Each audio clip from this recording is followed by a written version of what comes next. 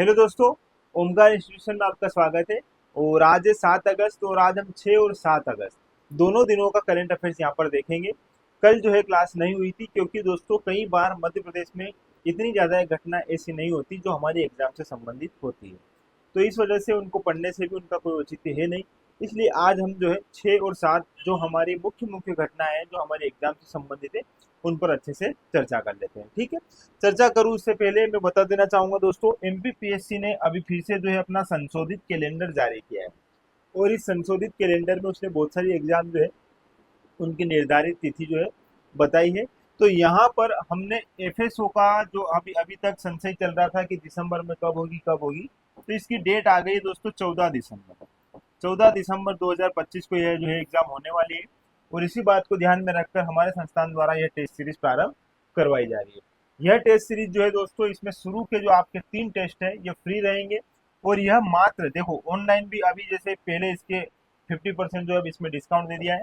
मात्र 149 रुपये में या 150 रुपये में आपको जो है यह टेस्ट सीरीज ऑनलाइन फॉर्मेट में उपलब्ध करवाई जाएगी। और ऑफलाइन है दोस्तों, इसकी फीस 999 रुपये। 44 टेस्ट है, अभी बढ़ा दिए हैं 2 टेस्ट और 44, क्योंकि दिन जो है बढ़ गए उधर। और 10 एफएलटी है दोस्तों इसमें, और टोटल 54 टेस्ट आपको यहाँ पर मिलेंगे।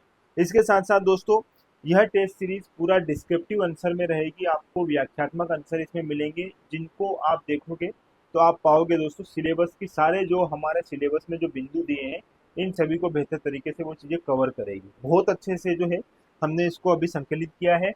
आप थोड़ा सा देखना दोस्तों, टेस्ट सीरीज फ्री है ये, ओमकार इंस्टीट्यूट की ऐप से देख लीजिएगा। साथ ही साथ दोस्तों ऑफलाइन भी आकर आप टेस्ट दे सकते हो। इस पेपर की प्रकृति चूंकि ऑफलाइन है दोस्तों, तो ऑफलाइन जैसे गोला भरने में कई बार गलतियां हो जाती है, कई बार हम जो है परेशान होते हैं। इसके साथ साथ दोस्तों एक और बात, लास्ट बात है, फिर हमारी क्लास शुरू करेंगे। दोस्तों हमने अभी तक एमपीपीएससी की परीक्षा दी है, तो वहां पर हमने 100 क्वेश्चन को डील किया है। अब 100 गोले भरने होते थे, तो समय का मूल्यांकन हम वैसे करते थे। यहाँ पर हमें 150 क्वेश्चन लगाने हैं, 150 गोले भरने हैं। इसलिए इस पेपर को जो है आप थोड़ा उस हिसाब से देखिएगा। 50 क्वेश्चन सेक्शन ए में आ रहे हैं, 100 क्वेश्चन सेक्शन बी में आ रहे हैं। 3 घंटे में पेपर देना है, किन क्वेश्चन में कितना समय देना है, माइनस मार्किंग है। इन सारी बातों को बेहतर तरीके से हम जो है यहाँ पर ऑफलाइन फॉर्मेट में यदि आप हमसे जुड़ोगे तो हम इस पर बेहतर तरीके से चर्चा करेंगे, मूल्यांकन करेंगे आपने कितने क्वेश्चन सही किए, कौन से क्वेश्चन आप सही कर सकते थे, कहाँ गलतियां नहीं करना है, कमियां नहीं करना है, उन पर बेहतर तरीके से चर्चा करेंगे। मिलिएगा दोस्तों, इस नंबर पर कॉल कीजिएगा पहले आप, तो आपको सारी जानकारी इसकी प्रोवाइड करवा दी जाएगी। अगर आप बाहर हो, इंदौर के बाहर हो, एफएसओ की तैयारी करना चाहते हो, इस नंबर पर कॉल करना, हम आपकी अच्छे से मदद करेंगे। सारी चीजें बेहतर तरीके से मिलकर हम उसका समाधान निकालेंगे। चलो ठीक है, शुरू करते हैं दोस्तों। आज की पहली हमारी न्यूज है, 7 अगस्त 2025 को प्रत्येक लाडली बहना के खाते में 1500 रुपए की राशि डाली जाएगी। इस राज्य स्तरीय कार्यक्रम का शुभारंभ किस स्थान से होगा? दोस्तों इस स्थान को ध्यान रखिएगा, ये है नरसिंहगढ़। और नरसिंहगढ़ आता है दोस्तों राजगढ़ में। ठीक है, और आप सब जानते हैं दोस्तों, आज लाडली बहनाएं जो है उनके खाते में 1500 रुपए की राशि आने वाली है। अभी देखो रक्षाबंधन है, इसलिए 250 रुपए का इसमें बोनस दिया जा रहा है। क्योंकि इसमें 1250 रुपए की राशि तो ऐसे भी भेजनी है, प्लस इसमें यह जो है 250 रुपए और जो है रक्षाबंधन को ध्यान में रखकर बढ़ा दिए गए हैं। तो कितनी राशि एक महिला के खाते में जाएगी इस बार? 1500 रुपए की राशि यहाँ पर भेजी जाएगी। ठीक है, महिलाओं को आर्थिक रूप से सशक्त करने के उद्देश्य से यह योजना प्रारंभ की गई थी। और यह योजना जो है दोस्तों 28 जनवरी 2023 को ध्यान में चुनाव को ध्यान में रखकर इसे प्रारंभ किया गया था। ठीक है, और चुनाव में फिर महिलाओं ने बहुत बढ़ चढ़ के जो है भाग भी लिया और वोट भी दिए और बीजेपी की सरकार भी बन गई। तो ध्यान रखना 28 जनवरी 2023 को इसे प्रारंभ किया गया है। और अभी जो है राशि इसमें कितनी दोस्तों, 1500 रुपए की यहाँ पर इसमें राशि दी जाएगी। ठीक है, एक बात और थोड़ा सा ध्यान रखिएगा, इस पूरी कहानी के पीछे या लाडली बहना योजना के पीछे आपको अपने तथ्य जो है कैसे मेंस में लिखने होंगे, या महिला सशक्तिकरण में यदि आपसे किसी प्रकार से निबंध में या किसी प्रकार से आपको महिला सशक्तिकरण पर कुछ बात लिखनी हो, तो एक थोड़ा सा यहाँ पर डेटा ध्यान रखिएगा। वो डेटा आपकी बहुत सारी जगह मदद करेगा। देखो दोस्तों, महिलाओं को यहाँ पर क्या बनाना है, आर्थिक रूप से सक्षम बनाना है। इसी उद्देश्य से इस योजना को प्रारंभ किया गया था।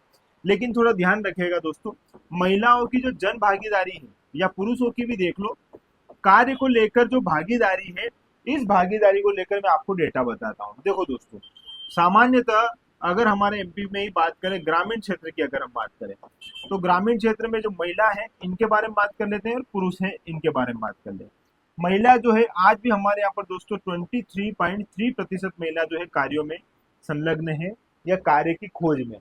और यदि पुरुषों के संदर्भ में देखा जाए तो ग्रामीण क्षेत्र में यदि पुरुष देखा जाए तो 57.7% जो है, ये तीन है, 57.7% लोग हैं जिन लोगों के पास कार्य है। बाकी के लोग आज भी फ्री है, उनके पास कोई ऐसा कार्य नहीं है। यही अगर रेशियो आप शहर में देखो दोस्तों, शहरी क्षेत्र में देखो और इसमें भी महिला और पुरुषों के संदर्भ में देखते हैं हम यहाँ पर, तो यहाँ पर महिलाएं दोस्तों 13.7% के आसपास जो है महिलाओं के पास कार्य है। शहर की स्थिति और डाउन है दोस्तों। और यहाँ पर पुरुषों में भी 55.9% जो है शहर में जो लोग हैं इनके पास कार्य है। तो देखो ना, महिलाओं की तुलना में कितना कम, पुरुषों की तुलना में कितना कम जो है आंकड़ा हम यहाँ पर महिलाओं को देखते हैं। क्यों दोस्तों? क्योंकि महिलाएं जो है इतना ज्यादा जो है इन अलग कार्यों में नहीं लगी है। महिलाएं जो है सामान्यतः घर के क्षेत्र में ही, घर के कार्यों में ही लगी रहती है। और इसी बात को ध्यान में रखकर सरकार जो है आर्थिक रूप से यहाँ पर महिलाओं को मदद करेगी, जिसके माध्यम से वो अपना विकास संभव कर पाए, अपने बच्चों को अच्छा पोषण युक्त खाना पहुंचा पाए। इसके साथ साथ दोस्तों कुछ करना भी हो, कुछ करना भी चाहती है तो इन पैसों के माध्यम से भी वो अपना कुछ ना कुछ छोटा मोटा जो है व्यवसाय शुरू कर पाए। इसी बात को ध्यान में रखकर इसे प्रारंभ किया गया है। तो आपको ये सारी बातें कब लिखनी रहेगी दोस्तों? जब आपको कहीं भी मेंस में या महिला सशक्तिकरण से संबंधित या कहीं आपके विचार आपको देने रहे, इन बातों को आप यदि बोलोगे तो कहीं ना कहीं आपकी बात में वजन रहेगा। और मेंस में भी आप अगर आपका आंसर में ये सब चीजें अगर आती है, आपके क्वेश्चन की प्रकृति वैसी है कि जिसमें ये सारी चीजें डाल पाओ, तो वो कहीं ना कहीं आपके आंसर को और ज्यादा प्रभावशाली बनाएगा। ठीक है, इस जो हमारी क्लास है, इस क्लास का उद्देश्य भी यही दोस्तों, एक समझ के साथ जो है हमें क्या करना है, हमारा करंट अफेयर डिस्कस करना है। ठीक है, इसलिए मैंने ये सारी बातें आपको यहाँ पर बताई।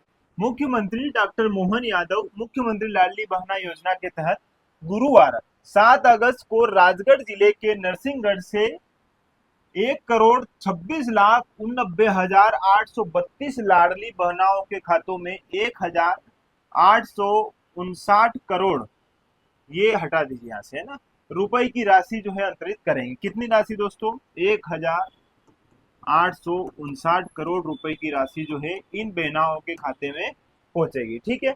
दूसरा दोस्तों, इस बार लाडली बहनों को नियमित 1,250 रुपए के अतिरिक्त कितने 250 रुपए की राशि दी जाएगी। साथ ही साथ दोस्तों वर्ष 2023 में इसे प्रारंभ किया गया था और इसका मूल उद्देश्य था महिलाओं को आर्थिक सशक्तिकरण, उनके स्वास्थ्य और पोषण स्तर में सुधार और पारिवारिक निर्णयों में उनकी भूमिका को मजबूती देना। ठीक है, तो ये बात ध्यान रखिएगा। और योजनाओं की पात्र महिलाएं, ये इंपॉर्टेंट है दोस्तों, आप इसकी पात्रता ध्यान रखिएगा, है ना, इसीलिए यहाँ पर इसको हाईलाइट कर दिया गया है। इसकी जो है पात्रता 21 वर्ष से 59 वर्ष की आयु वर्ग की जो विवाहित है, विधवा है, तलाकशुदा है या परित्यागिता महिला है। परित्यागिता महिला जिनको त्याग दिया गया है और उनका अभी वर्तमान में कोई स्टेटस ऐसा नहीं है या कहीं गुम हो गए हैं उनके पति, ऐसी महिलाएं जो है उनको यह जो है राशि प्रदान की जाएगी 21 वर्ष से 59 वर्ष। ये ध्यान रखिएगा, 21 से 59 वर्ष इसका क्राइटेरिया है दोस्तों। 2023 में इसे प्रारंभ किया गया था। अभी जो इसमें 1250 में 250 रुपए जोड़ के 1500 रुपए की इसमें राशि दी जाएगी। ठीक है, चलो, इस योजना में वित्त वर्ष 2025-26 से में जुलाई 2025 तक 6,198 या 6198.88 करोड़ की राशि यहाँ पर व्यय की गई है, खर्च की गई है। तो ये अगला क्वेश्चन है दोस्तों, 6 अगस्त 2025 को मुख्यमंत्री डॉक्टर मोहन यादव ने किस स्वतंत्रता सेनानी और मध्य प्रदेश के पूर्व राज्यपाल की जयंती पर नमन कर पुष्पांजलि अर्पित की है। दोस्तों ये क्वेश्चन मैं इसलिए ऐड कर रहा हूँ करंट में क्योंकि यूनिट 5 आप जानते हो दोस्तों, यूनिट 5 में हमारा पूरा जो है एमपी पॉलिटी है ना, Indian polity, MP polity commission. तो यहाँ पर हम जब राज्यपाल हुए, मुख्यमंत्री, विधानसभा अध्यक्ष, यही है आपकी यूनिट 5 में। तो यहाँ पर यदि हम इनके बारे में थोड़ा थोड़ा जानेंगे तो जब हमारी आगे जब हम इनको पढ़ेंगे तो उस समय हमारी हेल्प हो जाएगी दोस्तों, हम जल्दी से इनको याद कर पाएंगे क्योंकि कहीं ना कहीं वो लिंक फिर जो है क्या है दोस्तों जुड़ने लगती है और हमारी चीजें आसान होने लगती है। ठीक है, इसीलिए मैं इन चीजों को ऐड कर देता हूँ यहाँ पर। तो 6 अगस्त को क्या है दोस्तों इनका, देखो सबसे पहली बात तो 6 अगस्त 1921 में जिस व्यक्ति के बारे में हम बात करना चाह रहे हैं उनका हुआ था जन्म। ठीक है, और ये है दोस्तों के चांदेल। ठीक है, और इनके बारे में अगर आप देखोगे तो इनका जन्म हुआ है दोस्तों केरल में। एक बात ये ध्यान रखिएगा, केरल में इनका जन्म हुआ है। अब आपसे प्रश्न ये पूछा जाता है, एमपीपीएससी ये प्रश्न पूछती है दोस्तों कि निम्नलिखित में से कौन से राज्यपाल जो है इस क्षेत्र के भी राज्यपाल रहे हैं, इस राज्य के भी राज्यपाल रहे हैं, कहाँ पर उप राज्यपाल रहे हैं, है ना, कहाँ हाई कोर्ट के न्यायाधीश रहे हैं, मुख्य न्यायाधीश रहे हैं। इस प्रकार से भी क्वेश्चन पूछा जाता है। थोड़ा सा समझना यहाँ पर देखो, यह जो है हमारे के एम चांडी साहब जो है ये केरल से संबंधित है। और ये 1984 15 मई 1984 में दोस्तों ये क्या बनते हैं, मध्य प्रदेश के राज्यपाल बनते हैं। ठीक है, मध्य प्रदेश के क्या बनते हैं, राज्यपाल बनते हैं। लेकिन मध्य प्रदेश के राज्यपाल के अतिरिक्त भी यह जो है गुजरात के क्या बनेंगे दोस्तों, राज्यपाल। ये गुजरात के भी राज्यपाल रहे हैं, 1983 में ये गुजरात के राज्यपाल रहे हैं। इसके साथ साथ दोस्तों इनके बारे में और थोड़ा अगर हम जाने तो यह जो है पौंडीचेरी जो है, पौंडीचेरी के दोस्तों क्या रहे हैं, उपराज्यपाल भी रहे हैं। ठीक है, उपराज्यपाल रहे हैं। ये बात आपसे इतनी सारी बातें इनसे पूछी जा सकती है, ये ध्यान रखिएगा। दूसरा दोस्तों, पहले हमारे मध्य प्रदेश के राज्यपाल कौन है, डॉक्टर पट्टाभी सीतारामैया। ये बात आप जानते हो। ये सेकेंड है दोस्तों हमारे हरि विनायक पाटस्कर साहब, और तीसरे हैं दोस्तों केसी रेड्डी। तो तीन क्रम तो आप ये कंटिन्यू अभी याद रखिएगा। पहले राज्यपाल पट्टाभी सीतारामैया, दूसरा है दोस्तों हरि विनायक पाटस्कर, और तीसरा है दोस्तों केसी रेड्डी। तो ऐसे सीक्वेंस में नाम याद रखिए। अब सब नाम तो हम अभी याद नहीं कर पाएंगे क्योंकि फिर ये क्लास बहुत लेंदी हो जाएगी और फिर करंट अफेयर्स का जो मूल हमारा कॉन्सेप्ट है वो हट जाएगा। अभी इतना ध्यान रखिएगा, तीन नाम ये हो गए। फिर दोस्तों ये जो है हमारे, ये लास्ट में मतलब 7वें 8वें क्रमांक के हैं, और केरल में जो है इनका जन्म हुआ था। मध्य प्रदेश के साथ साथ दोस्तों ये राज्यपाल कहाँ के रहे हैं, हमारे गुजरात के भी, और उपराज्यपाल रहे हैं पौंडीचेरी के। यहाँ पर कई बार राज्यपाल से एक प्रश्न पूछा जाता है दोस्तों, कार्यवाहक, है ना, कई बार आपके सामने क्वेश्चन आता है कार्यवाहक राज्यपाल। तो मध्य प्रदेश में कार्यवाहक राज्यपाल की अगर हम बात करें तो पहले व्यक्ति कौन है दोस्तों, तो पहले हमारे यहाँ पर पीवी दीक्षित साहब, है ना, पीवी दीक्षित, ये नाम ध्यान रखिएगा। ठीक है, ये पहले राज्यपाल है जो हमारे कार्यवाहक राज्यपाल है। और भी इनके अतिरिक्त रहे हैं, जैसे गुरु प्रसन्न सिंह, ये नाम भी ध्यान रख लो, गुरु प्रसन्न सिंह ये भी है, कार्यवाहक राज्यपाल रहे हैं। इसके अतिरिक्त एक और नाम लिख लो दोस्तों यहाँ पर, ओपी कोहली, है ना, ओपी कोहली, ये नाम भी आपने सुना होगा। तो ये हमारे मध्य प्रदेश के राज्यपाल रहे हैं, लेकिन कार्यवाहक राज्यपाल रहे हैं। ये जो नाम मैं आपको बता रहा हूँ ध्यान रखना दोस्तों, ऐसे प्रश्न पूछा जाता है, निम्नलिखित में से कौन सा मध्य प्रदेश का कार्यवाहक राज्यपाल नहीं रहा है या नहीं रहे हैं। तो आपको ये छोटी छोटी बातें यहाँ पर ध्यान रखनी होगी। ठीक है, दूसरा दोस्तों ये सारी बातें तो हो ही गई है ना, राज्यपाल से संबंधित हमने ये सारी बातें देख ली है।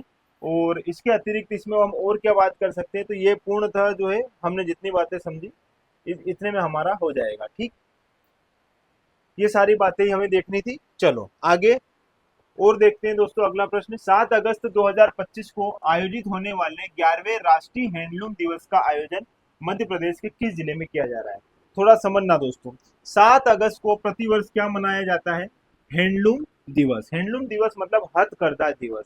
जो हाथ से बनाए जाने वाले जो है वस्त्र हैं, इनको जो है क्या दिया जाएगा दोस्तों, महत्व दिया जाएगा। इनकी जो है जैसे चंदेरी की साड़ी, महेश्वरी हुआ, है ना, उसके साथ साथ बाग प्रिंट हुआ, ये सब क्या है दोस्तों, हथकरघा में आते हैं। तो इन सबको अपना महत्व देना, है ना, इनके महत्व को लोगों तक पहुंचाना, जागरूक करना लोगों को हथकरघा को ध्यान में रखकर, इनके लिए फैशन शो आयोजित करना, ये सारी गतिविधियां इस दिन की जाती है। और दोस्तों मध्य प्रदेश में हमारे भोपाल में जो गोहर महल है वहां पर जो है इसका आयोजन किया जाता है। लेकिन यह हमारे मध्य प्रदेश में तो 3 दिवसीय मेला लगता ही है। ठीक है, 3 दिवसीय मेला हमारे मध्य प्रदेश में लगता ही है। लेकिन आपको क्या ध्यान रखना है दोस्तों, असल में यह जो है राष्ट्रीय स्तर पर हैंडलूम दिवस कहाँ मनाया जाएगा दोस्तों, दिल्ली में, है ना। तो नई दिल्ली में इसका आयोजन किया जाता है, और माननीय जो हमारी राष्ट्रपति महोदया है वो जो है इसमें क्या है, भाग लेने वाली है। ठीक है, तो इसमें क्या किया जाएगा दोस्तों, जितने भी हथकरघा से संबंधित लोग हैं वो पहुंचते हैं, लगभग 650 यहाँ पर हथकरघा से संबंधित व्यक्ति यहाँ पर पहुंचेंगे और अपना प्रदर्शन जो है, अपनी जो कलाएं हैं वहां पर बताएंगे। ठीक है, तो इस बात को ध्यान में रखकर यह मनाया जाता है, हथकरघा को महत्व दिया जाता है इस दिन। और पुरस्कार भी वितरित किए जाते हैं, संत कबीर पुरस्कार इसी से संबंधित है, हथकरघा से। ये बात भी ध्यान रखना, एक पुरस्कार दिया जाता है दोस्तों, संत कबीर पुरस्कार, है ना। तो संत कबीर पुरस्कार का संबंध भी हथकरघा से, ये बात आप थोड़ा सा यहाँ पर देख लीजिएगा। और मध्य प्रदेश में कहाँ पर आयोजन किया जाएगा इसका, भोपाल में गोहर महल में। ठीक है, चलो दोस्तों अगला प्रश्न है, मुख्यमंत्री डॉक्टर मोहन यादव ने पूर्व केंद्रीय विदेश मंत्री, किसकी बात कर रहे हैं दोस्तों, पूर्व में हमारे केंद्रीय विदेश मंत्री रहे हैं और स्वर्गवास श्रीमती सुषमा स्वराज, जिन्हें हम दीदी के नाम से भी जानते हैं, उनकी पुण्यतिथि पर उन्हें श्रद्धांजलि अर्पित की है। और इनका लोकसभा निर्वाचन क्षेत्र मध्य प्रदेश के किस जिले से रहा है। बहुत अच्छा प्रश्न है दोस्तों, इस प्रश्न को इसीलिए ऐड किया है कि यहाँ से भी आपसे क्वेश्चन पूछा जा सकता है। देखो, इनका संबंध हमारे मध्य प्रदेश से ऐसे जन्म के रूप में या ऐसे नहीं रहा है। ठीक है, अंबाला पंजाब में जो है इनका जन्म होता है, वहीं पर इनके प्रारंभिक जो है राजनीति में भी ये वहीं पर सक्रिय होते हैं, प्रारंभिक रूप में शिक्षा विकसित सब इनकी वहीं पर होती है। लेकिन हमारे मध्य प्रदेश से यदि हम देखा जाए तो ये लोकसभा में इनका जो निर्वाचन क्षेत्र हमारे मध्य प्रदेश में था वो था दोस्तों विदिशा। देखो, ये बात आप सबको पता है, लेकिन कुछ बच्चे पहली बार प्रिपेयर कर रहे हैं तो इनको ये छोटी छोटी बातें पता नहीं है। लेकिन हम इस क्लास में वो सारी बातें जो हम यहाँ पर अच्छे से देखेंगे जो आपको जिनकी जानने की आपको आवश्यकता है। ठीक है, तो इनको दीदी के नाम से भी जाना जाता है, पहली बात तो ये। दूसरा दोस्तों, ये क्या रही है, पूर्व केंद्रीय विदेश मंत्री रही है। दोस्तों, पहली महिला जो है हमारी ये क्या रही है, विदेश मंत्री रही है। पहली महिला है जो हमारे देश की क्या बनी है, विदेश मंत्री बनी है। लेकिन थोड़ी सी कहानी समझना यहाँ पर, इससे पहले भी दोस्तों 2 बार जो है विदेश मंत्री का पदभार संभाला है, किसने, इंदिरा गांधी जी ने, है ना। प्रधानमंत्री जो इंदिरा गांधी, उन्होंने भी विदेश मंत्रालय जो है या विदेश मंत्री वो रही है, कितनी बार दोस्तों, 2 बार। लेकिन वो कार्यकारी रही है, ये बात ध्यान रखना। ठीक है, और अगर कार्यकारी की बात नहीं करें तो यह जो है हमारी पहली बार जो है विदेश मंत्री बनने वाली हमारी महिला है, जिन्हें हम दीदी के नाम से जानते हैं। यही नहीं दोस्तों, यह जो है पहली मुख्यमंत्री भी है कहाँ की, पहली महिला मुख्यमंत्री कहाँ की दोस्तों, नई दिल्ली, दिल्ली की जो है ये पहली महिला मुख्यमंत्री भी रही है। ये बात भी इनके संदर्भ में आपको ध्यान रखना है। और हमारे मध्य प्रदेश में लोकसभा निर्वाचन क्षेत्र इनका कौन सा था जिला दोस्तों, इसमें विदिशा था। ये कुछ बातें हैं जो आपको ध्यान रखनी है। इनके बारे में बहुत सारी बातें हैं, बहुत सारी इंपॉर्टेंट बातें हैं, लेकिन हमारी एग्जाम से संबंधित जो चीजें हैं वो यही है कि हमारे मध्य प्रदेश से, विदिशा से, ठीक है, पहली सीएम है। उसके साथ साथ दोस्तों यह जो है 2 बार जो है विदेश मंत्री भी यह रही है। इन पर ये सारी बातें जो आपको ध्यान रखनी है। ठीक है, मुख्यमंत्री डॉक्टर यादव ने 6 अगस्त को किस जिले में 220 करोड़ रुपए की लागत से 25 एकड़ क्षेत्र में निर्मित प्रदेश के सबसे बड़े वाटर पार्क इमेजिका एक्वा का वर्चुअल उद्घाटन किया है। दोस्तों, बहुत बड़ा वाटर पार्क जो है इंदौर में बनने वाला है, लगभग कितने एकड़ में, 25 एकड़ क्षेत्र में यह बनेगा। और यहाँ फोटो के माध्यम से आप यहाँ पर देख सकते हो। इसमें दोस्तों इसकी सबसे अच्छी विशेषता यहाँ पर स्लाइड, बहुत सारी स्लाइडें हैं। यदि आप वाटर पार्क जाते हो, जिन लोगों को स्लाइड ज़्यादा पसंद है तो वो यहाँ पर पहुँचे, क्योंकि बहुत सारी स्लाइड आपको यहाँ पर देखने को मिलेगी। ठीक है, इमेजी का एक्वा नाम है इसका, और इसका वर्चुअल उद्घाटन किया है, और ये हमारे इंदौर में है। ठीक है, ये बात आप यहाँ पर ध्यान रखना। ठीक है, अगला प्रश्न है दोस्तों यहाँ पर, 5 अगस्त 2025 को मुख्यमंत्री डॉक्टर मोहन यादव ने मध्य प्रदेश के किस पूर्व मुख्यमंत्री की जयंती पर नमन कर उन्हें पुष्पांजलि अर्पित की है। तो ये है दोस्तों पंडित द्वारका प्रसाद जी मिश्र। थोड़ा सा इनके बारे में जानिएगा दोस्तों। ये है हमारे पहले राज्यपाल, पहले तो ये जान लो, पंडित रविशंकर जी शुक्ल। सेकेंड है भगवत राय मंडलोई। तीसरे दोस्तों कैलाशनाथ काटजू। चौथे नंबर के हैं हमारे ये जो मुख्यमंत्री पंडित द्वारका प्रसाद मिश्र जी। थोड़ा सा जानना दोस्तों, देखो मूल रूप से इनका जन्म हुआ था यूपी में, और यूपी के उन्नाव जिले में इनका जन्म होता है। ठीक है, और जब इनकी मृत्यु होती है तो मृत्यु में इनको जो है ये इनका जबलपुर जो है, जबलपुर के पास जो है इनको क्या है, वहीं पर इनको अंतिम रूप से जो है दफनाया जाता है, जलाया जाता है। ठीक है, ये बात ध्यान रखना। दूसरा, थोड़ा सा इसमें एक बात आपको समझनी दोस्तों, इनके द्वारा कुछ रचनाएं की गई है, वो आपसे एग्जाम में पूछा जा सकता है, क्योंकि मूल रूप से दोस्तों ये एक पत्रकार थे, लेखक थे। ठीक है, और इनके साथ साथ आप थोड़ा सा इन पत्रिकाओं को नाम भी आप यहाँ पर जानिएगा। देखो दोस्तों, इन्होंने सबसे पहले तो 1921 में एक रचना करी है, जिसका नाम था दोस्तों यहाँ पर शारदा। ठीक है, शारदा 1921 में इन्होंने इसकी रचना करी थी।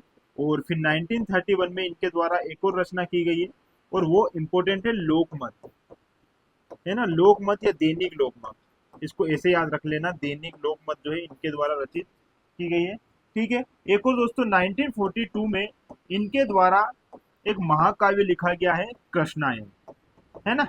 ये नाम आप ध्यान रखना, कृष्णायन किसकी रचना है, तो ये है हमारे पंडित द्वारका प्रसाद मिश्र जी की, और ये क्वेश्चन कई बार पूछा गया है। कृष्णायन में क्या है दोस्तों, भगवान कृष्ण जो है इनसे संबंधित बातें, इनके जन्म से लेके अंतिम समय तक की पूरी जो है यहाँ पर बात कही गई है इनके द्वारा। और मूल रूप से अगर देखा जाए तो ये महाभारत के कृष्ण से काफी प्रभावित थे द्वारका प्रसाद मिश्र जी। कई इनके लेखों में उनकी जो है बातें कहीं ना कहीं जोड़कर देखी जाती है, ठीक है, ये ध्यान रखिएगा। इसके साथ साथ दोस्तों 1942, तो ये तो इनकी जो रचना है ही।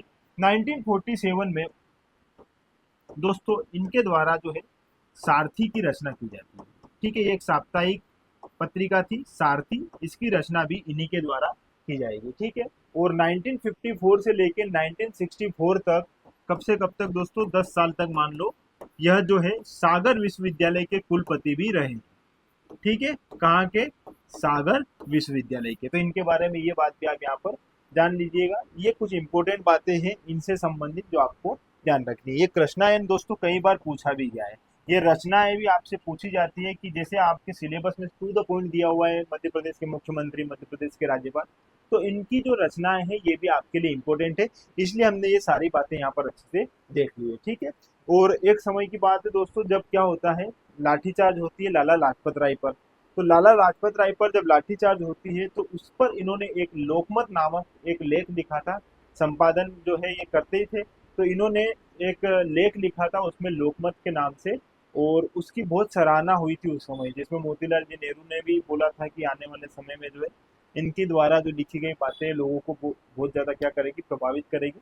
तो ये उस समय की घटना है जो हमें ये बात, इस बात की ओर सिद्ध करती है कि इनकी जो है रचनाएं वास्तव में उस समय में लोगों को बहुत ज्यादा क्या करती थी, प्रभावित करती थी, ठीक है। तो दोस्तों ये है पूरी कहानी आज की हमारे करंट अफेयर्स की, जिसमें हमने सारी बातें अच्छे से देख ली है। और मैं एक बार फिर कहना चाहूंगा दोस्तों, इस क्लास से आप यदि एफएसओ की तैयारी करना चाहते हो तो इस टेस्ट सीरीज से जरूर जुड़िएगा। दोस्तों ये टेस्ट सीरीज आपके लिए बहुत कारगर सिद्ध होगी, बहुत अच्छे से इसमें एफर्ट्स किया गया है। साथ ही साथ दोस्तों टू द पॉइंट जो सिलेबस की बातें हैं उनको ध्यान में रखकर सारे क्वेश्चंस का संकलन किया गया है। व्याख्यात्मक आंसर इस प्रकार से प्रिपेयर किया गया है कि जैसे जो क्वेश्चन है उस क्वेश्चन की सारी बातें तो बताएं, साथ ही साथ सिलेबस में यदि उससे जुड़ी हुई कुछ और भी घटनाएं वो भी उसमें आपको मिल जाए, ताकि आप बेहतर तरीके से अपनी तैयारी को आगे बढ़ा पाओ पूरे सिलेबस को कंप्लीट करते हुए, ठीक है।